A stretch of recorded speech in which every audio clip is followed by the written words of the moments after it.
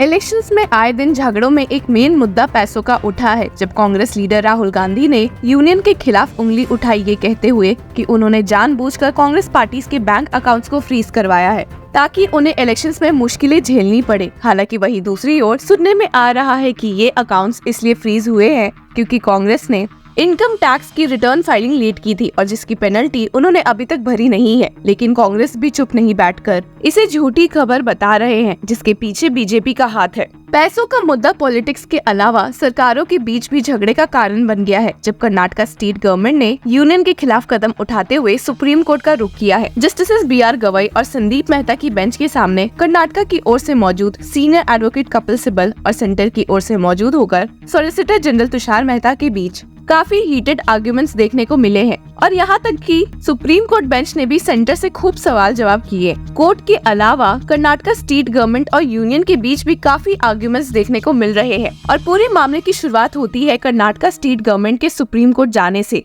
इसलिए क्योंकि उनका दावा है कि सेंट्रल गवर्नमेंट ने उन्हें रिलीफ फंड्स नहीं प्रोवाइड किए हैं ताकि उनके स्टेट में आई ड्रॉट की समस्या ठीक हो सके। आपको बता दें कि सिर्फ कर्नाटका ही नहीं बल्कि अब तमिलनाडु स्टेट गवर्नमेंट ने भी सुप्रीम कोर्ट का रुख किया है, ये सेम मुद्दा लेकर कि उनके स्टेट में भी आई नेचुरल कैलामिटी से रिलीफ देने के लिए यूनियन पैसे ही नहीं दे रही है। इस केस में ट्विस्ट तब आया जब union home minister Amit Shah ने उल्टा स्टेट गवर्नमेंट पर ही इल्जाम लगाया कि उन्होंने फंड्स मांगने में देरी की है, इसलिए ही ये मामला डिले है। अमित शाह को पलट जवाब देते हुए कर्नाटका रेवेन्यू मिनिस्टर कृष्णा बायर गोदा ने एक पब्लिक डिबेट में कह दिया कि अमित शाह को गलत union finance minister Nirmala Sitharaman ने ही बताया है, जिसे ट्वीट करते हुए उन्होंने स्टेट किया, अमित शाह's जुमला and lies exposed by none other than Shrimati Nirmala Sitharaman. She admits delay in drought relief is from central government and she says it is completely avoidable. Home Minister had bogusly tried to blame state government. Record is set right by Finance Minister. और वही court में senior advocate Kapil Sibal ने union government को फटकारते हुए कह दिया कि law के तहत central government is required to take a final decision on the assistant to the state from the NDRF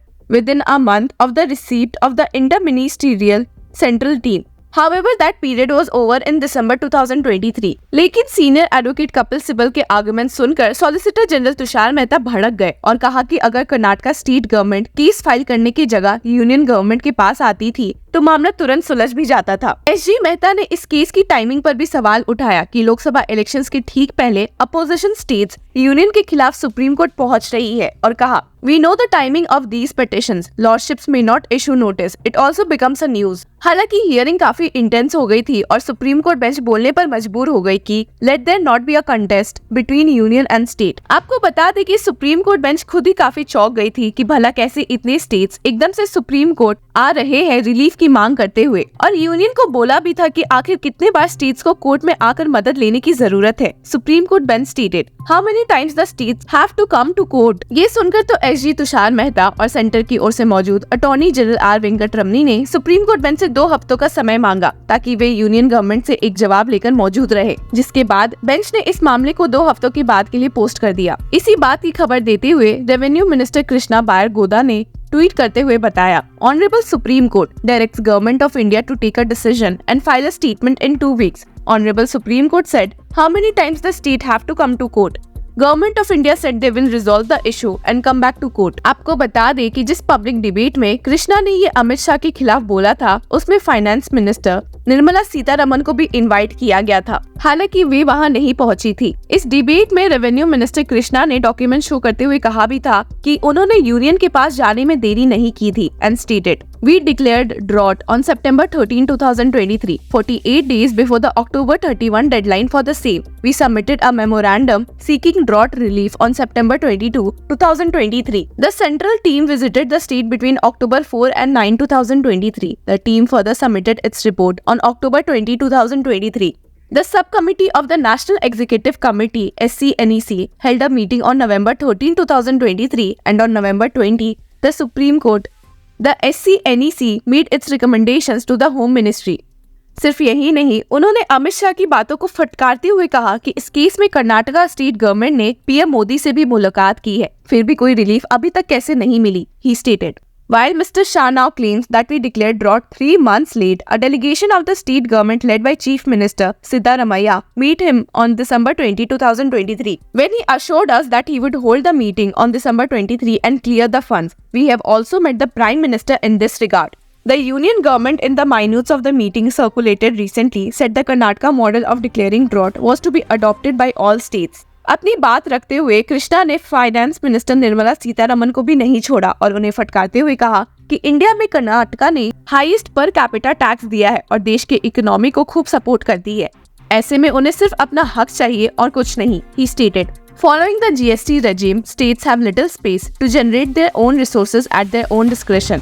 To top this, the union government has increased cess and surcharge continuously, which has shrunk the divisible pool. We are one of the worst affected states, and the fiscal pressure on the state is only increasing, and in that light, the state is only asking for its rightful share. आपको बता दें कि union home minister Amit Shah ने Karnataka state government को पलट जवाब देने के बाद कांग्रेस को भी खूब फटकारा था, क्योंकि वे इस मामले को पॉलिटिकल बनाने की कोशिश कर रहे थे। He stated, "There is drought in Karnataka. The proposal from the state government to the center was submitted late by 3 months. Today, the petition of the center to release drought relief is stuck with the election commission."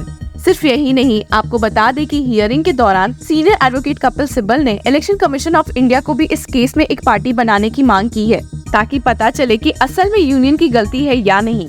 तो देखते हैं कि इस case की next hearing में क्या ही राज सामने आ सकते हैं। आपको ये भी बता दें कि the Karnataka pre was filed through advocate DL चिंदंदा and settled through senior counsel Devat Kamath and Advocate General K. Shashi Kiran Shetty। आपको ऐसे ध्यान भी होगा कि पैसों से जुड़ा ये पहला केस नहीं है जो सुप्रीम कोर्ट पहुंचा है, और इसके पहले भी केरला अपनी फाइनेंशियल प्रॉब्लम्स लेकर सुप्रीम कोर्ट आने पर मजबूर हो गई थी, क्योंकि उन्हें सेंटर से कोई रिलीफ नहीं मिल रही थी। उस केस में भी पिटिशनर को सीनियर एडवोकेट कपिल सिब्बल ने रिप्रेजेंट किया था, जिन्होंने कोई मौका नहीं छोड़ा था यूनियन गवर्नमेंट को फटकारने का। हालांकि बेंच ने केरला स्टेट गवर्नमेंट को एक जोरदार झटका दे दिया था जब उन्होंने इंटरिम रिलीफ देने से मना कर दिया। The bench stated, "If the state has essentially created financial hardships because of its own financial mismanagement, such hardship cannot be held to be an irreparable injury that would necessitate an interim relief against union." इसके साथ ही bench ने इस case को एक constitutional bench के पास भी hearing के लिए भेज दिया है, तो वो भी देखना होगा कि इस केस की सुनवाई कब होती है।